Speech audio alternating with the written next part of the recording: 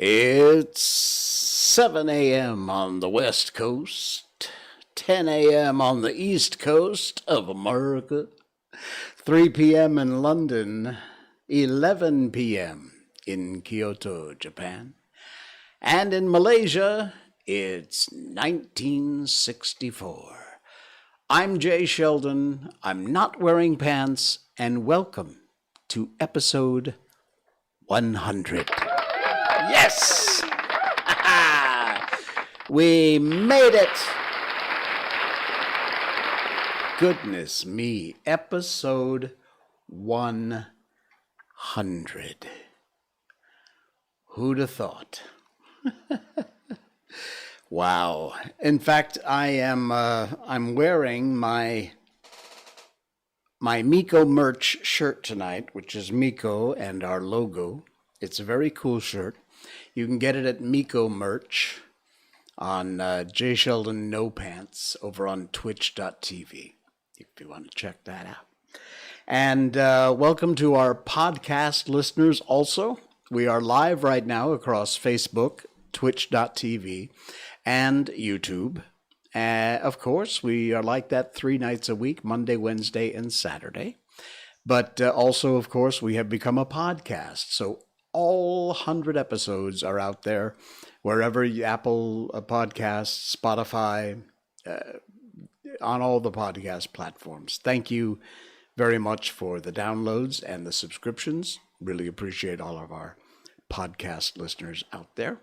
And of course, we always mention if you'd like to support the show, you can do that. We've actually lowered our tier prices just to make it more affordable for you. And that is at patreon.com/JSheldon. You'll find it there. You can just support us for a small amount a month. You can get some special features like all of our books in audiobook format, only the book portion of our show. We read the classics here at the end of every live stream. And all our books are there. We're almost done with the Jungle Book, and we'll be posting that also in that special private selection group that you can find on patreon.com/JSheldon. Luna Amethyst, welcome. A very, very long-time supporter of our stream. We thank you. You have been here, I would guess, almost every night since you found us. And thank you. I really, really do appreciate that. And your birthday is in 10 days. That's fantastic. Early happy birthday, but I'm sure we'll get to talk to you many more times before those 10 days are up. So, happy birthday, Luna. Wow, yeah, we've got a full slate tonight.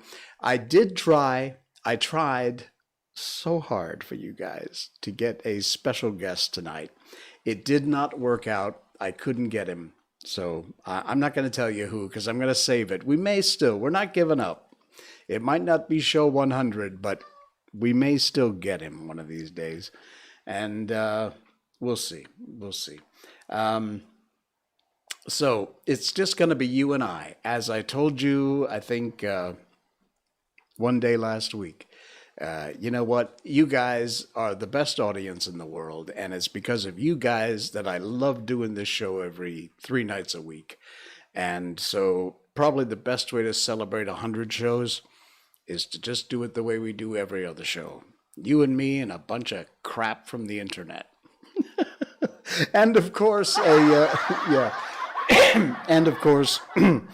continuing classic book reading coming up at the end. I think that's the best way we could possibly do this. We keep it real here, and so why not? It's just like a group of friends getting together over a beer or a tea, or in my case, a coffee. That really is coffee, by the way. No, it is. All right. So we had an interesting weekend so far. It's half over, and the little lady's doing well. Miko update. Miko update. Miko. She was wandering around here before, but now she's left. It's like that every time. I'm getting ready to do the stream. She's in and out of the studio here.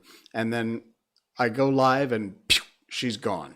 She's out of here. So I don't know where she went. But anyway, she's doing well.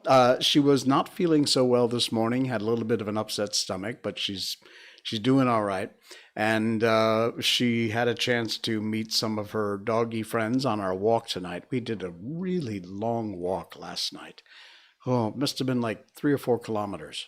It was huge. We went all the way around the outside of our taman here, garden area. And yeah, it was a long walk. Tonight's walk also, she decided she wanted to go a different way, so we decided to let her. And yeah, it turned into a very long walk. But she's doing well and growing. She is, 10.3 kilos now? She's fat. Well, not fat, but she's getting big. Anyway, yeah, so the little girl, there she is. If you want your own Miko mug, twitch.tv/JSheldon.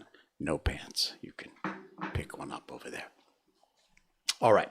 Let's get into the ridiculous, stupid, idiot news tonight. At least we're going to start off with some of that, and then we'll move on to some inspirational stuff, because I never, ever leave you with all the goofy, stupid people news. But we always have goofy, stupid people news, like this one.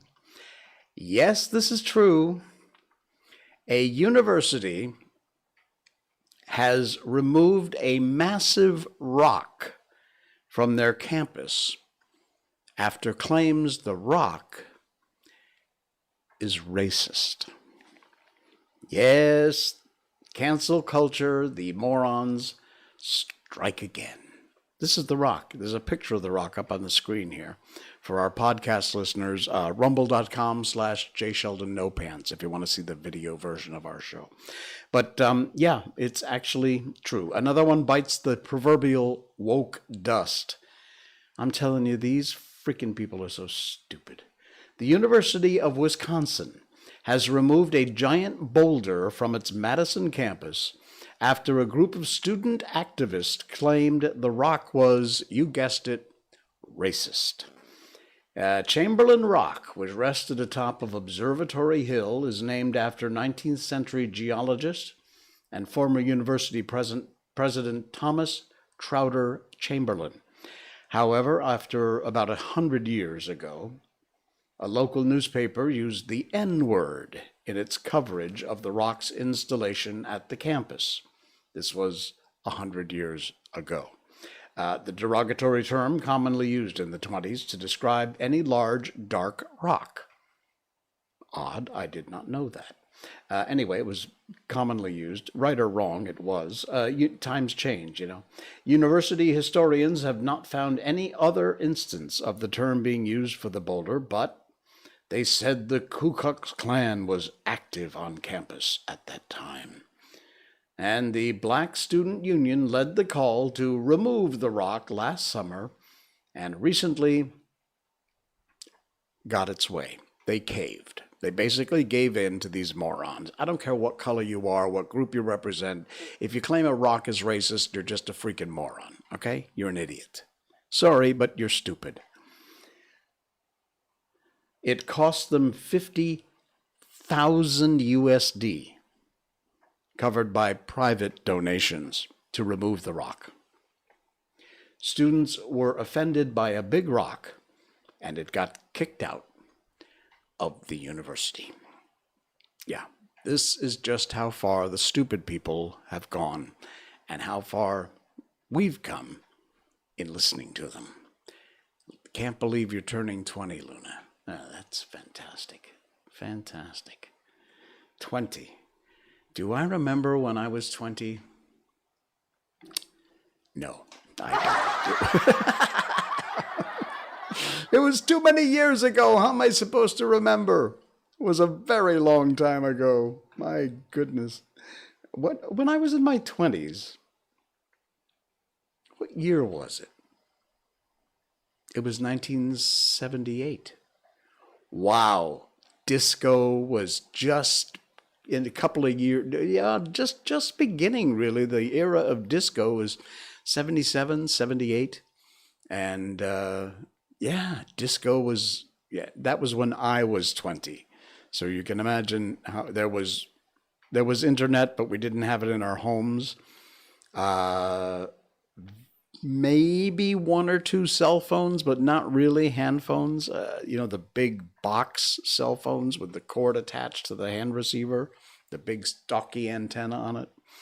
Yeah. And laptops, never heard of them. They didn't exist. Back in the good old days, before we all got woke and stupid and let the government run our lives. I've got a great one for you. These days, between mandates from governments, rules and requirements that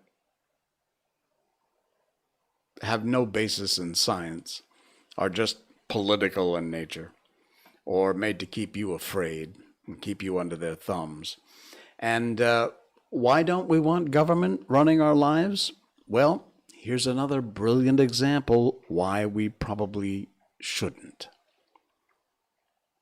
They closed, look at this picture. I'm sorry, if you're on our podcast listening to the audio portion, you're going to have to go to rumble.com/JSheldonNoPants. Check this out. I will describe it for you. However, you really have to see this to believe exactly how stupid, in quotations, our governments are. They closed these outhouses. These built outhouses have been closed. And then they put in a porta potty so people can use the facilities.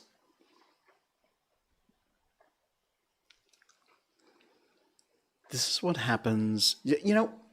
How is it that we managed to elect this many completely freaking stupid people to government? Is it like, in any society, you've got some smart people, some average people, and some really stupid people. Yet somehow, we always manage to elect the dumbest freaking people into office. How is that possible? Or do they get stupid when they get into office? Is that what it is? This is a true story. They closed these outhouses, the brown buildings you see here, for whatever reason, it doesn't say. And then they put up porta potties so people can use the outhouses. Yes, this is the kind of brilliant, outside-the-box thinking that the people you elected to office have done. Gotta love them. Gotta love them. Hey, if you want to get in touch, by the way, on the show, you can write us. We always read your emails. We answer everybody. We get lots of emails, and I always take the time to send you a note and answer your questions, take your suggestions, and just say thank you for writing. It's No Pants. You'll see on the scroll down here, it'll come out in a little bit. It says nopants@jsheldon.com. That's our main email. You can get in touch. I put my email out there because I'd love to hear from you. And we love all the emails that we do get. And thank you for that. Again, it's nopants@jsheldon.com if you want to write us about anything. Want to sponsor the show? You want to complain about something? You want to give us a suggestion for stuff to cover, things to do, what book to read next? By the way, our book, the Jungle Book that we're doing now, is almost done. It's been a long book. It's taken a lot. It's been like, I don't know, I was just editing them up today into our little book chapters and for Patreon members. And I think there's 20 over shows that we've done that has had the Jungle Book in it. It's a long book, but we're nearing the end. I think we've got one chapter left to go, maybe. So, Mohammed the Mighty, knock, knock, hello. There goes our email just crawling by on the scroll now. You can also go to Linktree /JSheldon. You'll find me over there and all the links are there for everything that we do. Mohamed, thank you for joining. Welcome to our 100th episode. This is episode 100 tonight. We have done it. We've actually pulled off 100 of these suckers. And we're not doing anything particularly special. We're just keeping it real like we always do. So welcome, Mohamed, and thank you very much for joining us there in Saudi. All right, our Saudi view. Actually, we have, believe it or not, we have a few viewers in Saudi Arabia. We're doing really well in India, the U.S., of course, the U.K., New Zealand. We've got some listeners over there, both to the podcast and our live stream from New Zealand, Australia, all around the planet. But surprisingly, quite a few listeners on the Indian continent. So nice to have you along for the ride, too. And thank you for your subscriptions and your likes and shares. We appreciate that. Don't forget our YouTube channel, by the way. You'll see the link all over the place. But YouTube, J. Sheldon, Malaysia. Please give us a subscription over there if you can. Really helps a lot. Tony has liked the stream, and we like Tony. Well, Tony, thank you so much for that. Appreciate it. Welcome in. Nice to have you along for the ride.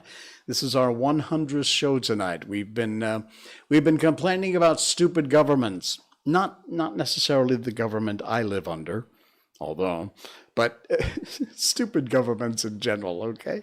Somehow we always manage to elect the dumbest people, and I'm questioning why that is. How is that even possible? You would think there'd be one or two, a percentage, but no, they're all idiots. So whatever. All right, moving on. Did you know it used to be legal to mail children? Yeah, seriously, I'm not kidding. This is unbelievable. It's kids, to mail kids. The post office. This is the weirdest thing, I swear. I found this earlier today, and I could not believe it. It's from a Facebook page called Bugged Space. If you want to check them out, give them a like, a hat tip to Bugged Space. In 1913, in the U.S., it was legal to mail children. Stamps would be attached to their clothing. You can see it here, as a matter of fact. There's a picture here. If you're listening to the podcast, go to rumble.com/JSheldonNoPants. You can watch the video. Thanks for the hi. Thanks, Tony. They used to attach stamps to their clothing, and children would ride trains to their destinations, accompanied by letter carriers, and it would cost 53 cents. 53 cents. Now, in 1913, 53 cents was not a little amount of money. That was a pretty substantial amount. But in one famous case, February 14th, 1914, a 4-year-old girl named Charlotte May Piersdorf was mailed via train from her home in Grangeville, Idaho, to her grandparents' house, which was about 73 miles away, because postage was cheaper than buying her a train ticket. And it worked. You can see there's a picture here. This is one of the kids that got mailed. So yeah, in 1913, it was perfectly legal to mail your kids. Now, don't be getting any ideas, folks, okay? I've heard of people who've tried to stuff themselves into a cardboard box and have themselves delivered. And sometimes it works, sometimes it doesn't. It's a dumb thing to do. You're going to wind up probably dead. But I've heard those stories. People have actually, I think there's probably YouTube videos you can find with people who've tried to mail themselves or, DHL themselves or UPS themselves somewhere. But it's actually happened. They would stick the kids on the train, they'd stick the postage on their clothing, and then a postal carrier would ride with them, and off you'd go. For 53 cents, you could travel 73 miles. What a great idea. Oh, man. Do you know what a capitonym is? Have you ever heard of a capitonym? Look, I write quite a bit, and I haven't written as much as I used to. I really should get back into writing. By the way, I have 2 books published. One is a children's book. It's called Willie and the Warthog. You can find our page over on Facebook, as a matter of fact. It's available on Amazon and blurb.com. You just Google Willie and the Warthog, J. Sheldon. You'll find my book. It's a cute little children's book. It's available for sale, and you can find it on Amazon. Also, I have a second book, which is all my every day. I don't do it anymore. I should get back into it. I've started to do it a little bit on my Twitter account. By the way, if you want, you can follow me on Twitter. It's @itsjsheldon. But I used to post a funny line every single day, 7 days a week, at least Monday through Friday. Just a one-liner, little joke, little one-liner, observation, some odd thing. So there were hundreds and hundreds and hundreds of these things. And I thought, what a cool idea. This needs to be a toilet book. Now, I tried desperately to get the thing actually published locally, but unless you know somebody who knows somebody, it ain't gonna happen. So anyway, this is a collection. It's a good thick book too. It's a collection of all my hundreds, if not thousands, of little sayings over the years, over many, many years. It all collected into one book. The idea was it's like a toilet book. You know, you sit down on the toilet to do your business and you go through the book and you read a few funny things and then you put it aside, you pick it up again the next time you hit the head. So it's called, Actually, I Don't Think It'd Be All That Hard to Get Out of a Pickle.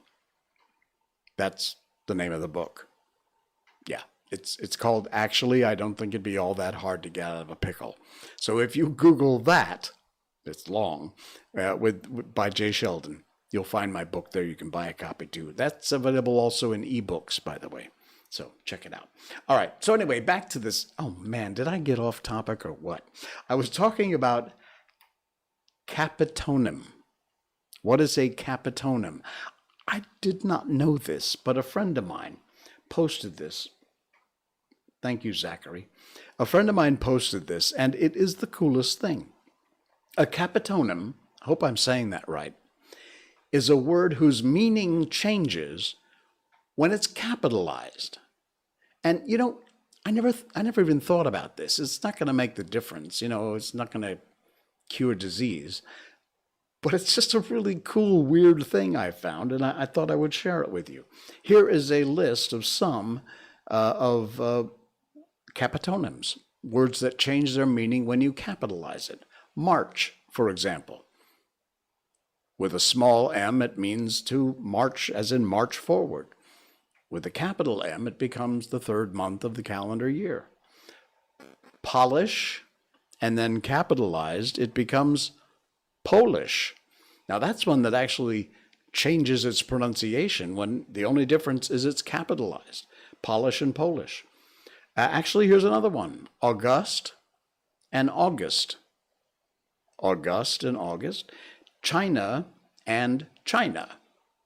Capitalized means something completely different. Hamlet and Hamlet. Fiat and Fiat.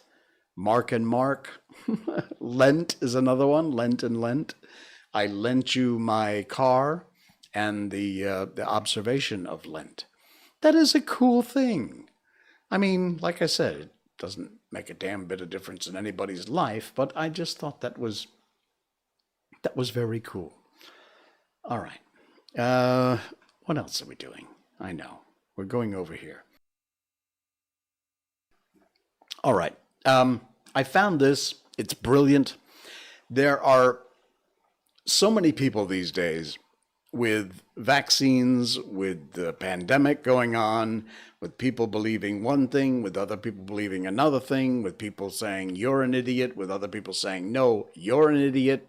This is the true science. That's the true science. Who knows what to believe? Again, you do you, I'll do me. Don't tell me what to do, and I won't tell you what to do, okay? That's the way it ought to work. But this was brilliant, with so many people arguing about, and, you know, people losing friendships, people blocking people online, just over the fact that you can't have a reasonable discussion about something. And I'm talking about both sides. People in favor, people not in favor, people pro-vax, people anti-vax, people who don't give a crap. You do you, I do me. There we go. But this is brilliant. I love this little piece of advice. You can be in favor of something, but be opposed to it being mandatory. You can be against something, but not be in favor of it being banned. I would never, ever, ever be against something that took away your right to free speech. To me, one of the most, if not the most important right that we all ought to have. Some countries have it more than others. Some countries that had it quite liberally are now taking it away. See the start of today's show. And, in some countries, you really, even though they might claim you do, you don't have free speech. But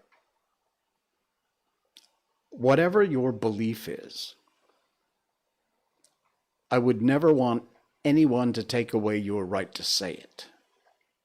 That should not ever be, nor should you be intimidated into having to change how you feel or not being able to speak out what you believe in your heart. That right above all others should be paramount. Sorry, it's how I was brought up. It's what I believe. You can believe it or don't believe it. It's entirely up to you. You do you, okay? You do you. But you can be against something, but that doesn't mean you're in favor of it being banned. The last line is critical. Smart people understand this. You can be in favor of something, but opposed to it being mandatory. You can be against something, but not in favor of it being banned. Says it all, folks, and really important in the world we live in today. Sorry, it was coffee break time. You hear that banging all the time? Mohammed, you lost your connection. Well, that sucks. Get a better internet. All right. What else we got going on here? This actually relates to the last thing we just talked about. People giving up friendships. Thank you for the wish. Happy 100th stream, everyone. Thank you, Mohammed. Thank you very much. Appreciate it. All right, so this one relates to the last thing we talked about, where people have blocked people, people have reported people, people file police reports in some cases, like the police have got something better to do, right? But this another one, another brilliant piece of advice. This is written this way. It bugs me when people are unnecessarily mean. Like, you didn't have to make that comment. You could have just kept your mouth shut, left that person not feeling bad about themselves. Again, I know I just talked about free speech, and I still mean exactly what I said. But this is not a free speech thing. This is being courteous of other people. What do you gain from making somebody else feel like crap? No, they didn't say crap, but we try and keep this as family friendly as we can, 99% of the time. So what did you gain from making somebody else feel like crap because of something you posted that was just stupid, just some insult? You gain nothing. Maybe a fleeting moment of power, and it is gone just as soon as it comes. So why? What is the point? Seriously, stop and think about it before you make some snotty-ass comment on somebody's post or somebody's picture. What do you gain from it? Nothing. There's enough unhappiness in the world today. You don't have to add to it. Please keep that in mind the next time you're about to hit enter on your keyboard. Yeah. This is nice. I like this one too. Don't take this the wrong way. I'm not planning on going anywhere, unless nature calls and it's time for me to go and my show is done. But I found this and I I love this a lot. I will tell you that as I get up into the golden years of my life, you know what you do? I'm 63, all right? Proudly, I'm 63 years old. I've fought through hell and back to get here. And I didn't go through everything I went through just to get here. I got more plans, folks, so hopefully I'll stick around long enough to have them come true. We'll see. No doubt, I've said it 100 times before, I've led a charmed life. I've met amazing people. I've had incredible experiences with my careers in radio, television, film, law enforcement. I wouldn't give up a moment of it, and I regret nothing. But I'll be perfectly honest with you. When you get to be into your 60s, hopefully maybe one day into my 70s, you actually do think about, I don't have another 50 years to go. I'm not going to live to be 110 years old. My time is ticking away. I don't want to get too dark, but I'm just being upfront. You actually do think about it more often the older you get. And when you get up into your 60s and into your, I assume, your 70s, not there yet, you start to think about these things. Not obsess over them, but you think about them. And you should. You should. Because honestly, you never know. When it's your time, it's your time. So I saw this, and I loved it. It's absolutely brilliant. If you remember anything of me after I leave this world, remember that I loved, even when it was foolish. That I cared, even when it was unwanted. And when my body is gone, remember my heart. Nice. I think that might also apply perhaps if you have lost anyone recently. And sadly, we have. I think that applies too. You can kind of turn that around from the first person and make it about someone perhaps that you've recently lost. If you remember anything about them, remember that they loved even when it was foolish. They cared even when it was unwanted. And even though the body is gone, remember their heart. Really, really nice. All right. We got one more to go, and then we're going to shove up and move on to the Jungle Book. Wow, we did 36 minutes already. Goodness me. My goodness. All right, this is from Forever and Anon. What's the page over on Facebook? Poetry Lovers. A hat tip to Poetry Lovers page on Facebook. And it's called Dust If You Must. I actually vacuumed my whole house today. My whole house. And I got a fairly big place. This is what? 1, 2, 3, 4. 4-bedroom, 3-bath place. So, yeah, it's not a small shack in the woods. And one of my rooms is now our studio. So, anyway. Tony Joseph is now following. Thank you. Yes, Tony, welcome in. Thank you so much for the follow. I really appreciate that. Thank you, sir. Good to hear you. Good to hear from you. All right. So I don't know how long you've been listening, Tony, but we had a bang-up show tonight, and we're about to move into our classic book, which we're currently reading. The Jungle Book. That is coming up in a bit. But let me do this first. It's our last thing before we get into the Jungle Book tonight. And this is it. I love this poem. It's so cool. It's inspirational. And we always like to leave you with something kind of to kick you in the ass and get you moving forward. Dust if you must, but wouldn't it be better to paint a picture or write a letter?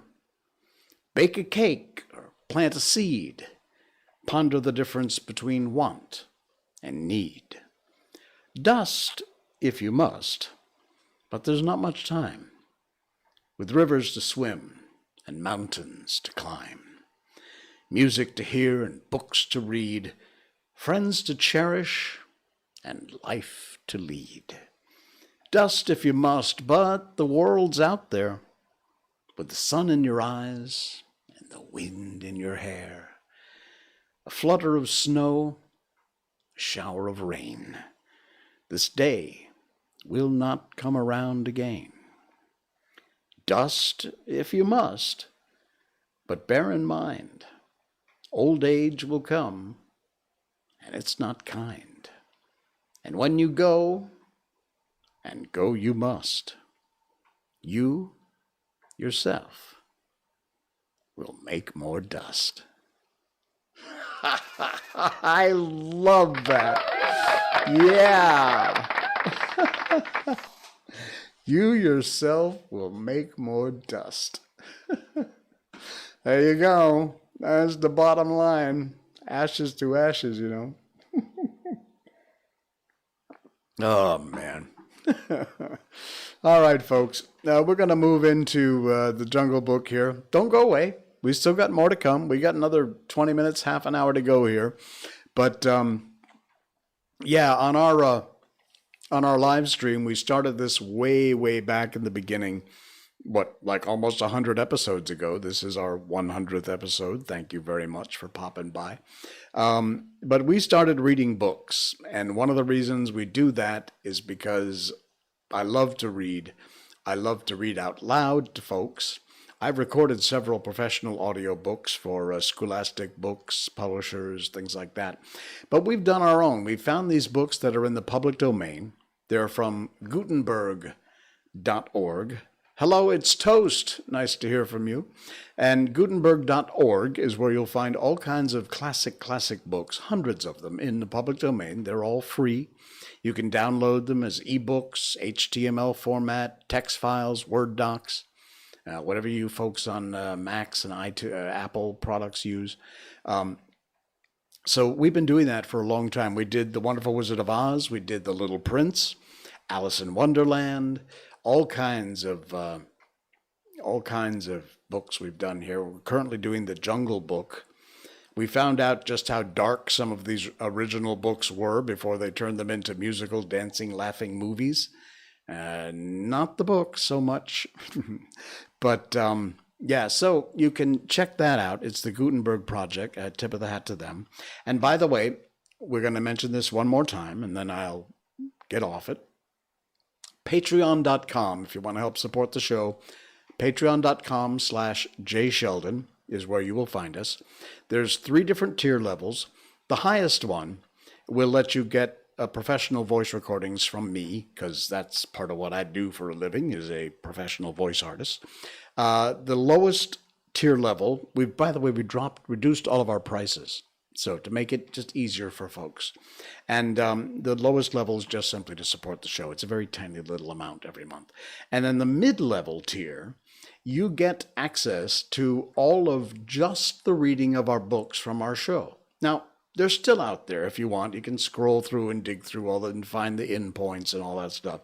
But if you want an easy, convenient, well-organized way to listen to all of our books that we've done here, from the very first one, The Wizard of Oz, all the way up to The Jungle Book, which will be posted as soon as we're done with it. They're all organized by chapters in part 1, 2, 3, 4, 5, 6, 7. Just go to patreon.com/JSheldon. Sign up. And you can both help support the show and get access to some really cool audiobooks, which you can have your kids listen to. You listen to themselves. You listen to them yourselves when you're out on your jog or going to sleep at night. I'm great at putting people to sleep, so there's that too. Yeah. All right, it's time. Let's get on with it without any further ado. And let me just get one more thing going here. There we go. We always pop up the cover of the book and a few illustrations that go along with what we're reading at the time. We started a new chapter, which is, I think, the second to last, or the last chapter, which is all about the elephants here in the Jungle Book by Rudyard Kipling. And little Tumai, the little elephant with the big attitude, he followed the elephant's foot tracks, and he had just gotten a talking to by one of the older elephants, shamed. And so little Tumai went off without saying a word. And our story tonight continues. But he told Kala Nag all his grievances while he was examining his feet. "No matter," said Little Toomai, turning up the fringe of Kala Nag's huge right ear. "They have said my name to Peterson Sahib, and perhaps, who knows? Hi, that is a big thorn that I've pulled out." Well, the next few days were spent in getting the elephants together, in walking the newly caught wild elephants up and down between a couple of tame ones to prevent them from giving too much trouble on the downward march to the plains, and in taking stock of the blankets and ropes and things that had been worn out or lost in the forest. Peterson Sahib came in on his clever she-elephant Pudmini. He'd been paying off other camps along the hills, for the season was coming to an end, and there was a native clerk sitting at a table under a tree to pay the drivers their wages. As each man was paid, he went back to his elephant and joined the line that stood ready to start.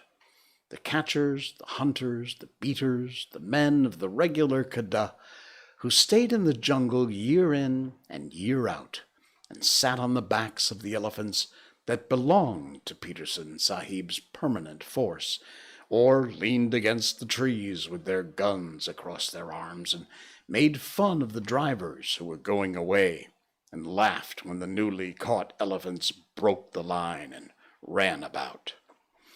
Big Toomai went up to the clerk with Little Toomai behind him, and Machua Appa, the head tracker, said in an undertone to a friend of his, "There goes one piece of good elephant stuff, at least.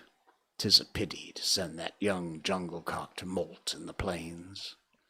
Now, Peterson Sahib had ears all over him, as a man must have who listens to the most silent of all living things, the wild elephant. He turned where he was lying all along on Pudmini's back and said, "What is that?" I did not know of a man among the plains drivers who had wit enough to rope even a dead elephant. "This is not a man, but a boy. He went into the Kada at the last drive, and threw a barmao where there the rope, when he was trying to get that young calf with the blotch on his shoulder away from his mother." Machua Appa pointed at the Little Toomai, and Peterson Sahib looked, and Little Toomai bowed to the earth. "He threw a rope? He is smaller than a picket pin. Little one, what is thy name?" said Peterson Sahib. Little Toomai was too frightened to speak, but Kala Nag was behind him, and Toomai made a sign with his hand, and the elephant caught him up in his trunk and held him level with Pudmini's forehead in front of the great Peterson Sahib. Then Little Toomai covered his face with his hands, for he was only a child, and except where elephants were concerned, he was just as bashful as a child could be. "Oh-ho!" said Peterson Sahib, smiling under his mustache. "And why didst thou teach thy elephant that trick? Was it to help thee steal green corn from the roofs of the houses when the ears are put out to dry?"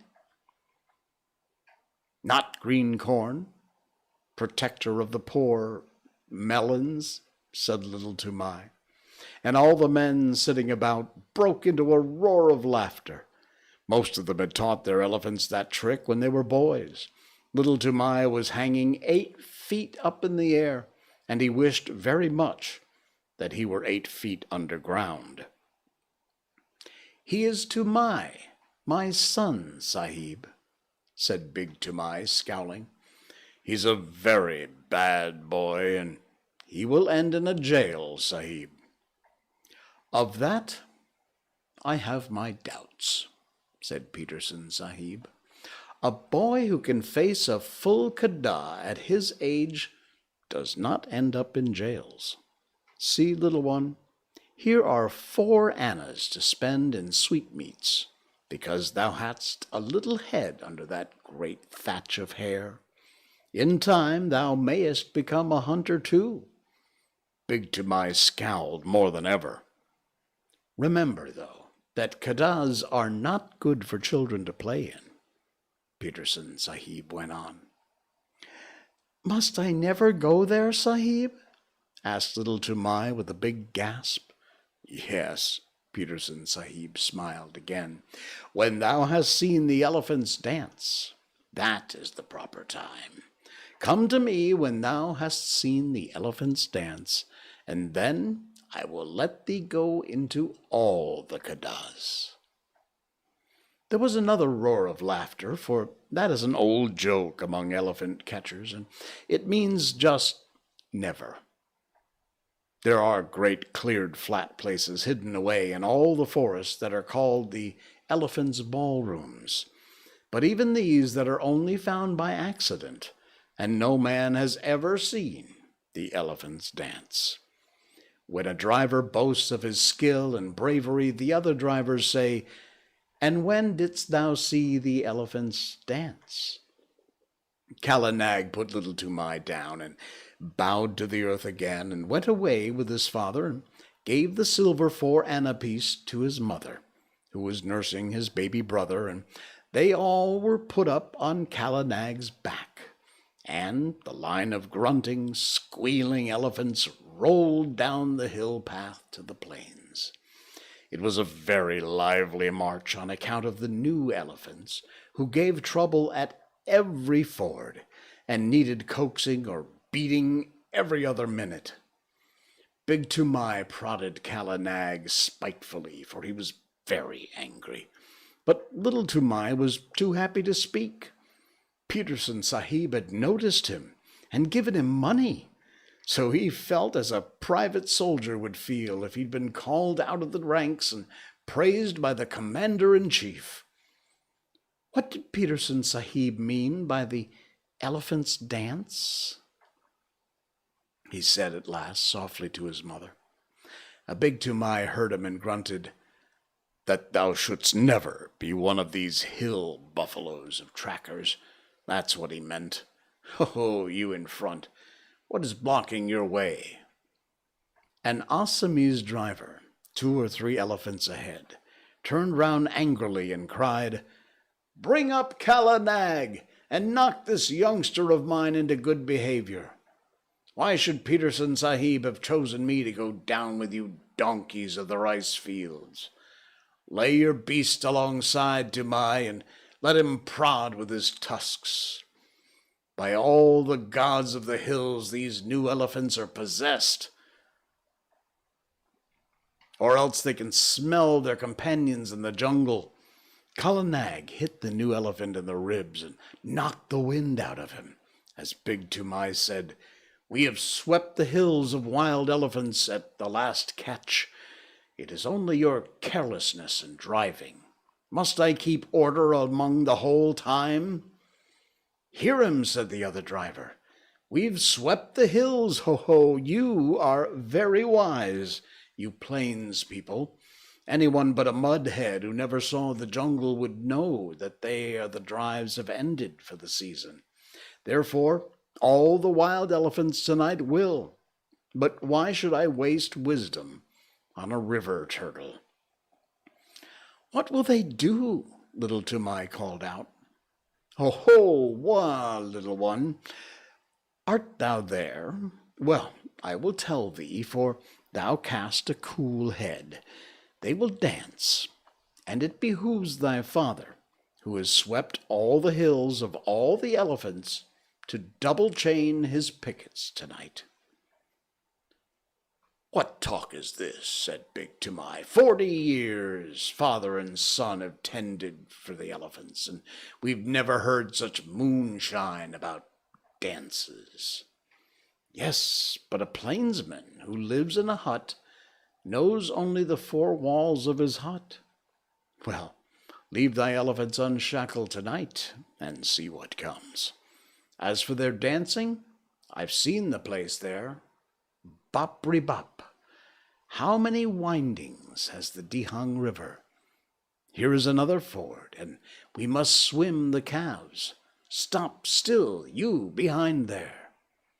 And in this way, talking and wrangling and splashing through the rivers, they made their first march to a sort of receiving camp for the new elephants. But they lost their tempers long before they got there. Then the little elephants were chained by their hind legs to their big stumps of pickets, and extra ropes were fitted to the new elephants, and the fodder was piled before them, and the hill drivers went back to Peterson Sahib through the afternoon light, telling the plains drivers to be extra careful that night, and laughing when the plains drivers asked the reason. Little Tumai attended to Kala Nag's supper, and as evening fell, wandered through the camp, unspeakably happy, in search of a tom-tom. When an Indian child's heart is full, he does not run about and make a noise in an irregular fashion. He sits down to a sort of revel all by himself, and little Tumai had been spoken to by Peterson's Sahib. If he had not found what he wanted, I believe he would have been ill. But the sweetmeat seller in the camp lent him a little tom-tom, a drum beaten with the flat of the hand, and he sat down, cross-legged, before Kala Nag as the stars began to come out, the tom-tom in his lap, and he thumped, and he thumped, and he thumped. And the more he thought of the great honor that had been done to him, the more he thumped. All alone, among the elephant fodder, there was no tune and no words, but the thumping made him happy.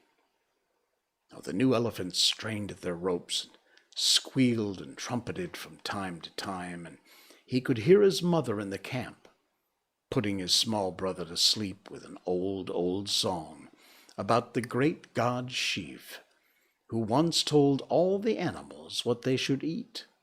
It is a very soothing lullaby, and the first verse says, Shiva, who poured the harvest and made the winds to blow, sitting at the doorways of a day long ago, gave to each his portion, food, toil, and fate, from the king upon the goody to the beggar at the gate. All things made he Shiva the preserver, Mahadeya, Mahadeya, he made it all. Thorn for the camel, fodder for the kine, and mother's heart for sleepyhead, O little son of mine. And little Tumai came in with a joyous tunk-a-tunk at the end of each verse, until he felt sleepy and stretched himself on the fodder at Kala Nag's side. And at last the elephants began to lie down one after another, as is their custom, until only Kala Nag at the right of the line was left standing up, and he rocked slowly from side to side, his ears put forward to listen to the night wind as it blew very slowly across the hills. The air was full of all the night noises, taken together make one big silence. The click of one bamboo stem against the other, the rustle of something alive in the undergrowth, the scratch and squawk of a half-waked bird. Birds are awake in the night much more often than we imagine. And the fall of water, ever so far away. Little Tumai slept for some time, and when he waked, it was brilliant moonlight, and Kala Nag was standing up with his ears cocked.